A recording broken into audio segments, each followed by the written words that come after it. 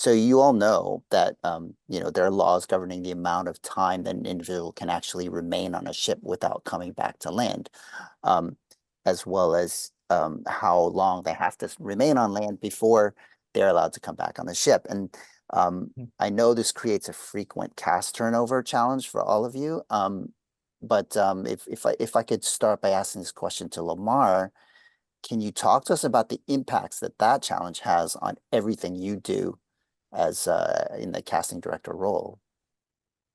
Well, for us, it kind of changed how our contracts were. I think before the pandemic, and we were, we had some cast members that were on for year long contracts. And I think when we came back from the pandemic, at least for the celebrity side and the Royal Caribbean side, we really found that we wanted to make sure that we didn't have individuals that were on longer than 6 months or 7 months, just because of this new world that we're living in.